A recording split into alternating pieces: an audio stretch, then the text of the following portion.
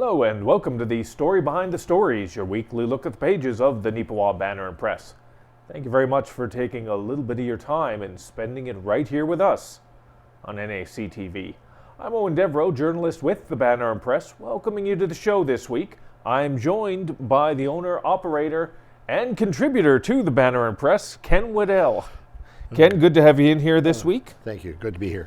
And again, good to have you in because you can walk me through this opening story we've got on our front page here, because you're the man with the details when it comes to these types of things. A Cuba cattle company based out of Eden and some premium beef sales. Now, you're going to have to walk some of our viewership through it. Okay. You're going to probably have to walk me through it as well. Well, if you look at the front page of the Neepawa Banner Press this week, you'll be impressed that on that front page is a lot of bull. And no matter how you cut it. And the bull's name is Cuba 1L. And Cuba is Cuba Cattle Company, as you said, of Eden, owned by Matthew and Jewel Klobacki. And they've been in the cattle business for a long time, commercial cattle. Those who are not familiar with the cattle business may not realize that most of the cattle operators have commercial cows. They're not purebreds. There could be crossbreds. They're selected for productivity, blah, blah, blah. But in this case, they bought a bull 4 years ago from this premium beef sale, which is held annually here in Neepawa at the Ag Complex, among several other bull sales, by the way. And so they bought a bull 4 years ago, used them to breed their commercial cows, and thought, wow, these calves are pretty good. So the next year, or at least a year and a half ago or whatever, Right. 2 years ago, they used that bull on some of their purebred cows. Therefore, they got a purebred bull calf. In fact, they got at least two of them because they put two in the sale. Well, this one is an outstanding animal. Sold a top bull in the sale for $21,500. And of course, they were pretty happy about that. And why wouldn't they be? They did a really good job of selecting the right genetics and raising up an animal. Weighed over, I believe it was 1,400 pounds, 1,430 pounds at 12 months of age. And that's a phenomenal growth rate. It's not uncommon, it's not unheard of, but that's an extremely good growth rate. And they said he's docile. Now, let me ask you this. That's a good thing. Let me ask you this, Ken, as someone who does not follow this specific genre of business right now, is something like this the exception of the rule, or is this an example of where the industry seems to be going right now in terms of the prices? Well, it's certainly, I mean, if you see the market report, and you do every week of the commercial cattle, it's way higher than it used to be.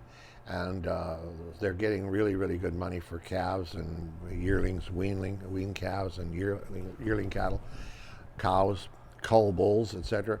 So yes, it's a trend that's going up. And the world market is this way. Generally speaking, unless there's a war, most countries have enough food and have enough money to buy food. But their first priority is they want to afford fish.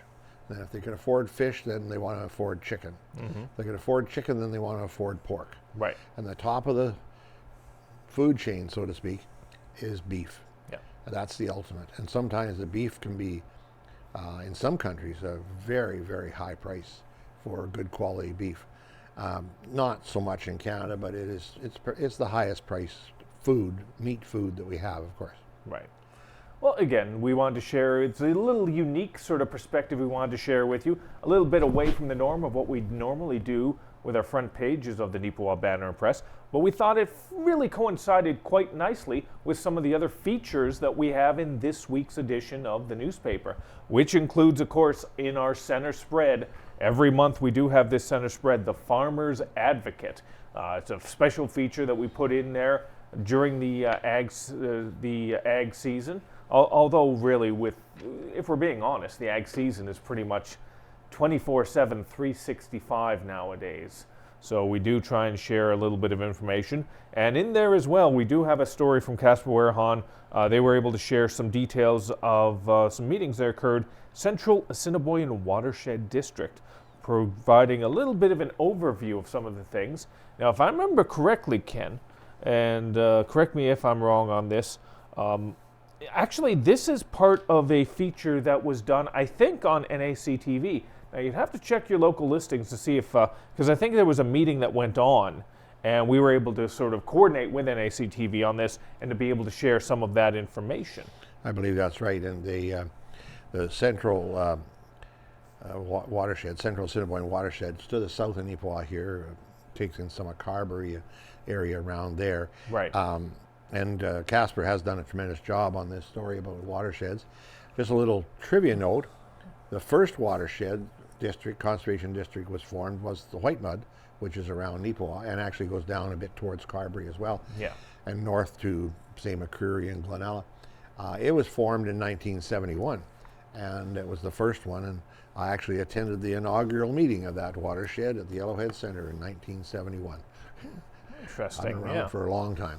But anyway, it was a very interesting meeting, and it took a lot of years to develop that. So from there, many other watersheds, almost all of Agriculture Manitoba is under a watershed conservation district now, Right. of one form or another. Now, if you want to find out a little bit more about that, you can find Casper's story on page 11 of this week's edition, of the Neepawa Banner Press. And don't forget, you can find physical copies of the paper in 30 different communities throughout Western Manitoba. Now, if you're not able to get a physical copy in your hand, always remember that on mywestman.ca, every Friday morning at around 9 a.m. it goes live. So you can find it on www.mywestman.ca. All right, let's talk a little bit about one other thing in this week's edition of The Advocate. Kind of interesting, Ken, as well. I got to take the glasses off. These are story behind the story as well. These are brand new glasses for me in this week's edition. Brand new prescription as well. And I got to say, I'm nearsighted, so to see the camera, I got to sort of put these on. But to be able to read, I got to take these off.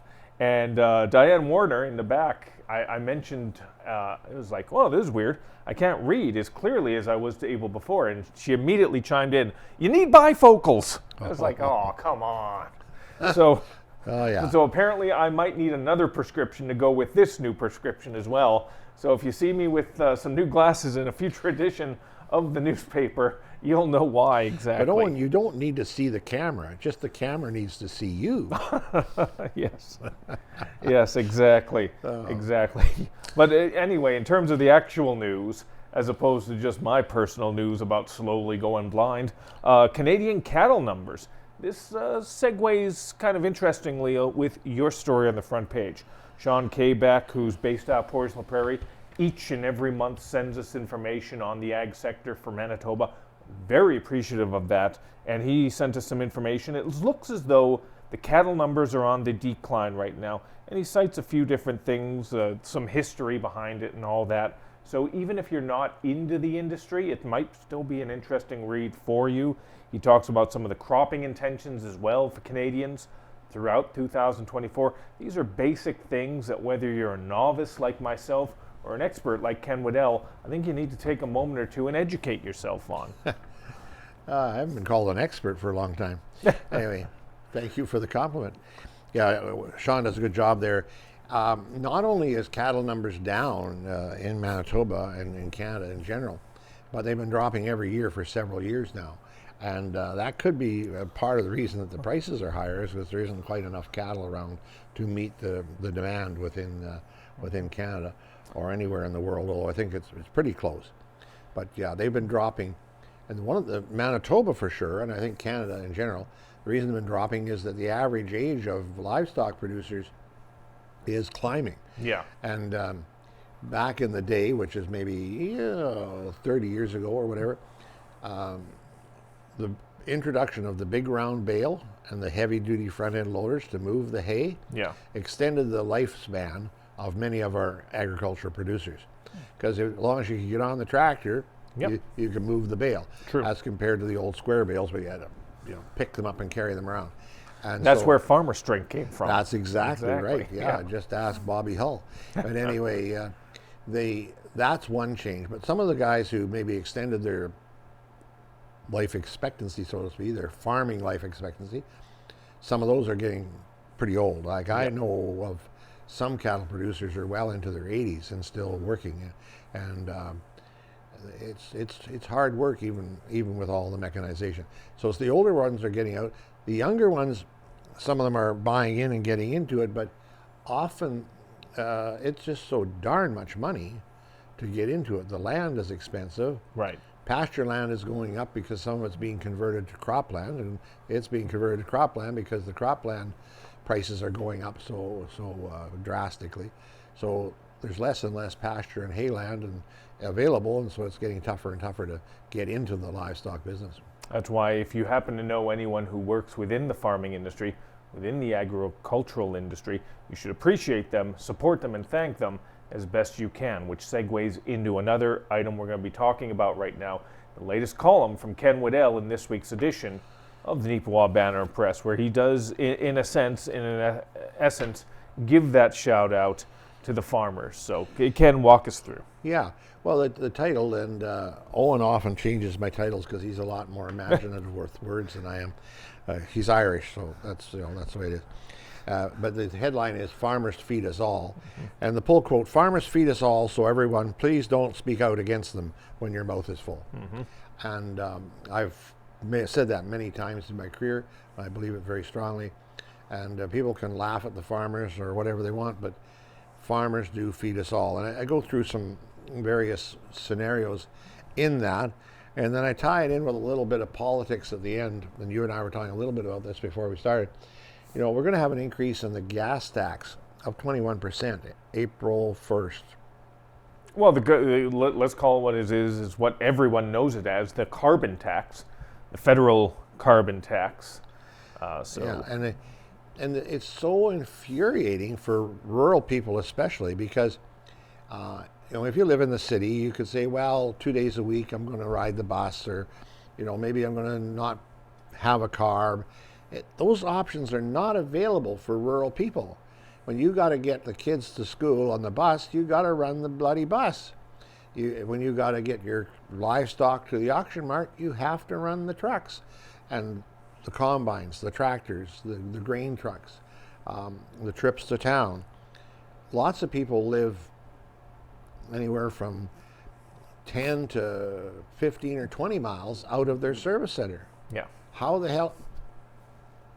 Oh, you can get away with that on cable access television nowadays. Okay. Now, what you can't say is, these are the 7 words you can't say on television. Yeah, right. No. How the heck are you supposed to get to town to do anything if you don't have gas in your car or truck or your semi-trailer for your grain hauling, etc.? And it's just insanity. It's absolute insanity. So then they'd have to have exemptions. Well, then there would be all hell to pay for over discrepancies on that. But we don't need the carbon tax because it's already increased in price from way ahead of where it was when they started the carbon tax through the natural marketplace. And I'm sure some people are buying less gas, which will keep all the green liberals happy. But it's just infuriating because they're loading stuff down on people who can't make a move to, they can't make enough changes to save the money. That's all there is to it. Well, again, and part of that as well is the old cliche, a chain is only as strong as its weakest link. And when it comes to a situation like this, very much I think Canada needs to be a part of the change on this. But quite honestly, we are a small fish in a giant global pond.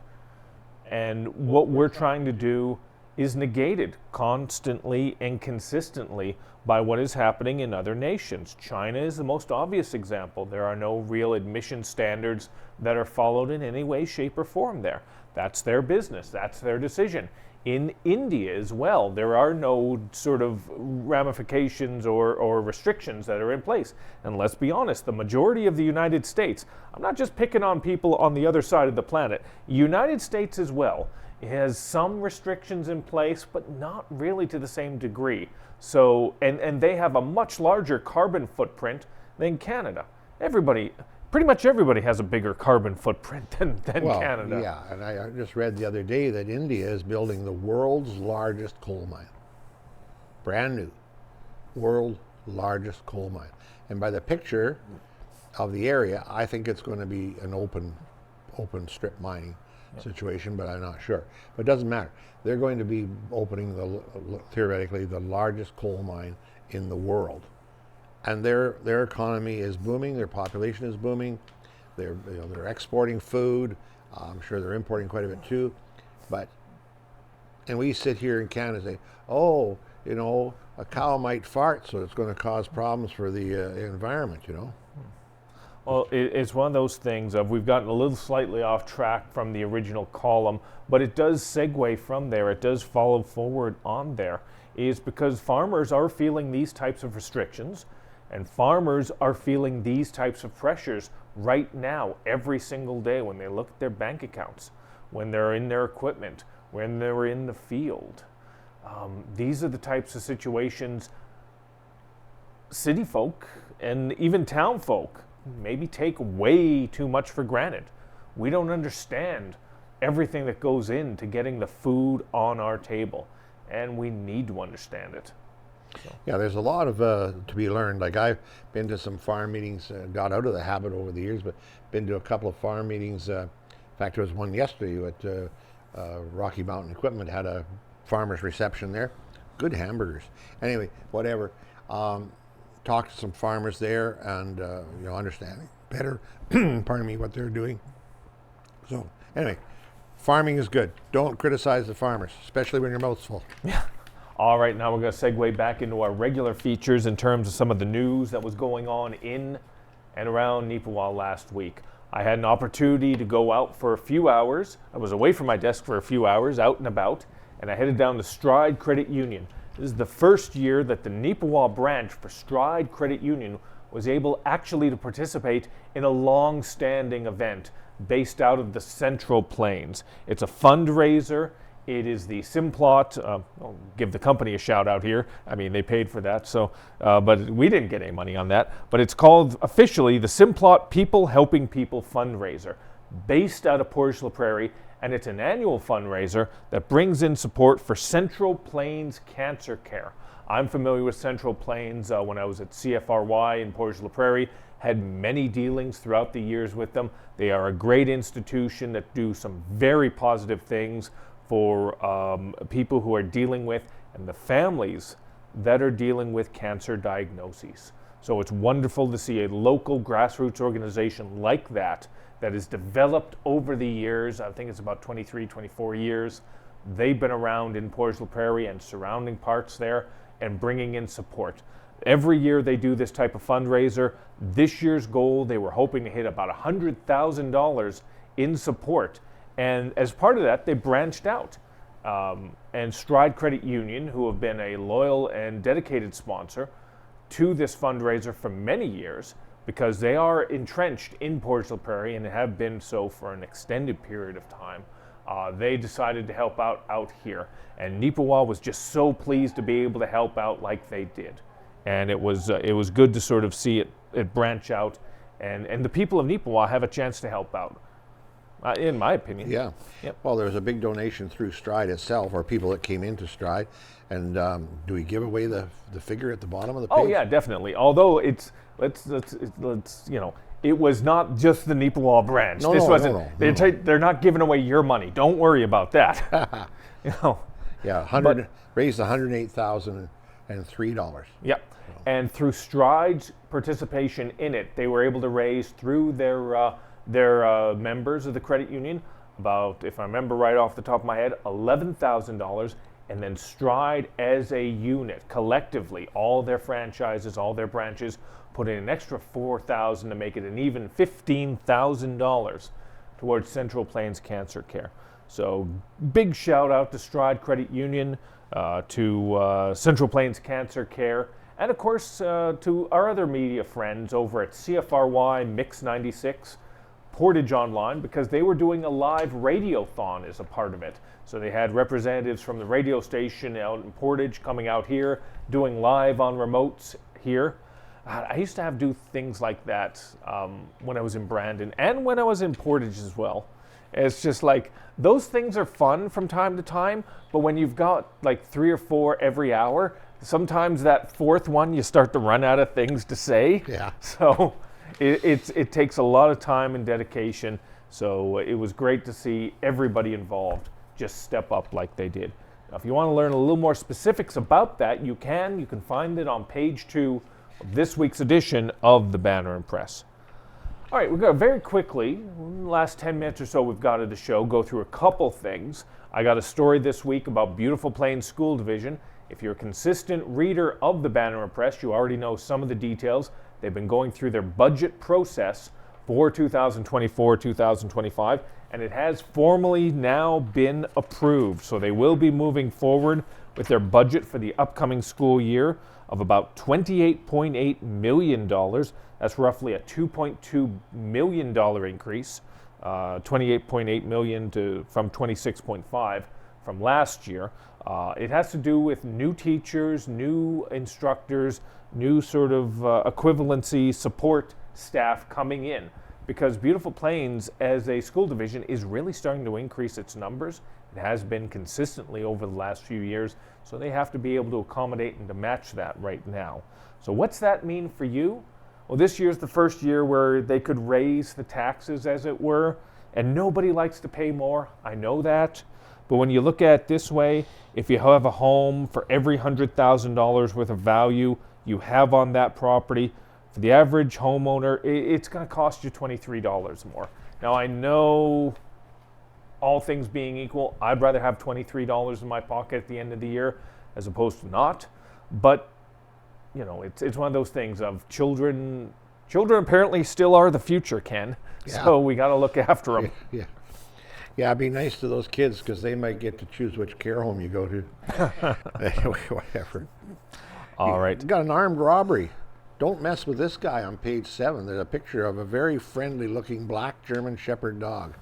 Apparently, if you don't behave yourself, he'll take you down. Oh, yeah. They're very friendly until you give them the reason not to be friendly. And apparently there was a reason. We got a release from the Spruce Plains RCMP talking about an incident just over along Highway 16, if I remember off the top of my head. Yeah, just north of Minnedosa. That's right. And it turned into a weapons charge and an arrest made. So it's kind of interesting to see all these types of things that are happening. Now you can find that's on page 7 of this week's paper. We're just going to give you the bare meat and potatoes of it, as it were. That's why you got to pick up a copy of the paper and see it for yourself. Because again, I want to take a few minutes here very specifically to talk a little bit about the sportsing. And most specifically, something that has not happened for about 6 years. That being the Neepawa Titans have made it into the playoffs in the Manitoba Junior Hockey League. It's been a long time coming. It's been a long wait, but they were able to finish the task at hand. They finished 4th in the West Division, which means they have a date with the first place, Verdun Oil Capitals. Now, don't forget, you can check those out if you can't get down to the arena proper, although I hope you are able to go down to the Yellowhead Center and see it live and in person. Don't forget to check your local listings for the rebroadcasts of the games right here on NAC TV. So it's going to be some very exciting hockey. Hopefully it's going to be very successful hockey for our local team. Well, it's interesting. They have a chance, too. The team statistically has a reasonable chance there, because they played Verdun 6 times this year, and they won 3. Won 3, lost 3. So that's not a bad record against the first place team when you're in the 4th place position. And they're very proud of the fact that they beat Portage 4 times out of 4. Yeah. But well, unfortunately, we don't got Portage in the first round. That would have been amazing. Yeah. But anyway, so yeah, it's going to be good. It should be great crowds, and the team and the management and the board have worked hard, and of course the players have worked really hard to get to this position for this year. So we're very happy about that. That's right. And once again, as we said, don't forget to check your local listings for right here on NAC TV, where you can see some of the games for yourself. That game you talked about, the Portage Terriers win, where we won 4 times against them. That 4th win over the last regular season weekend was actually a very special one for GM and coach Ken Pearson. That's right. A couple weeks ago, we had a story in the paper about his 600th MJHL win in his coaching career. Well, that win against Portage was his 700th Junior A win. So we're going to be factoring in his time in the Saskatchewan Junior Hockey League now with the Battleford North Stars and with the Alberta Junior Hockey League, with the Brooks Bandits. Right. So congratulations to Ken on that. To be able to hit a milestone like that really shows the longevity and success of a career. Because coaching is really one of those jobs where it's like you never know what's going to change, what could happen from one day to the next. So to have that consistency is wonderful. Yeah, no, he's worked hard. Ken was raised here. He played minor hockey here. He played for the Neepawa Natives in their inaugural season. And the early 90s, as soon as he was done playing, he was brought on as assistant coach, and then he went on. He coached with Winnipeg Blues and Winkler Flyers, as you say, Brooks Bandits, and in Saskatchewan as well. So, yeah, no, he's got quite the career there, and he's a dedicated hockey guy and a dedicated person to the community of Neepawa. There's no question about that. Quick shout out as well to player Hayden Stocks, who in the last game of the season hit his 100th MJHL career game. So that's an important milestone we should give a little bit of a spotlight to as well. Yeah, for sure. So once again, you can find that in this week's edition. Before we go, I'm not going to give away the final results because that'll be appearing in next week's paper. Plus, there will be, I'm sure, rebroadcasts of the deciding game right here on NACTV. Once again, you got to check your local listings on the station to find out when and where. But the Tigers high school hockey team was playing the Vincent Massey Vikings in the Westman High School Hockey League Championships. Just after our deadline, they played the third and deciding game. And I'm not going to give away the result. You're going to have to check out the game right here on the station or in next week's edition of the paper. But it was exactly what I thought that series was going to be. Just a tightly contested, really incredible back and forth. First two games weren't really that though, Ken. The first game was like a 9-1 Neepawa win. It was like, oh my God, do we even need to play the rest of these games? But then the very next day in Brandon, Vincent Massey came back with, if I remember correctly, it was a 7-2 win. So I was like, oh, okay, we got ourselves a series. That's for sure, and a great series it was too. Yep. Once again, it was wonderful to sort of follow this throughout the entire season and to see the players develop and the community at large start to support them in the way that they did. And hopefully we're going to see that same style of support coming up for the Neepawa Titans as they start their post-season push. So definitely, I think we're going to have a lot of things that we're going to be able to talk about over the next couple weeks. Well, that pretty much does it for this week's edition of the Banner and Press. So, Ken, as always, appreciate you taking a little bit of time and especially walking us through all this cattle and agricultural related stuff. Didn't even get our boots dirty. Yes. Well, actually, we did because there's a lot of mud out there on the streets. But not cattle dirt. No, not. It's just regular mud. So at least it's not fancy cows. Yeah. But and again, we thank you as always for being a part of this show and a part of this silliness from time to time. We do appreciate it. So always remember, if you do have any story suggestions or ideas, or you want to send us a thumbs up or a letter to the editor, you can contact us by email at news@neepawabanner.com, or you can call us by phone at 476-3401. We do try to get out and about as much as we can, but as a small newspaper, there's only so many hours a day and only so many bodies that can sort of get out there. So if you're able to help us out, we would love to be able to speak to you and cover your events. So that pretty much wraps it up. Ken, anything else you want to top off with? No, I don't think so. We're very happy to have people supporting the paper and supporting NACTV, and please get in touch with us with your suggestions and ideas. That's right. And once again, for Ken Waddell, I am Eoin Devereux. We always appreciate your support. Stay tuned to NACTV and keep picking up your editions of the Neepawa Banner and Press. And we'll see you next time right here on The Story Behind the Stories. Have yourself another fantastic week.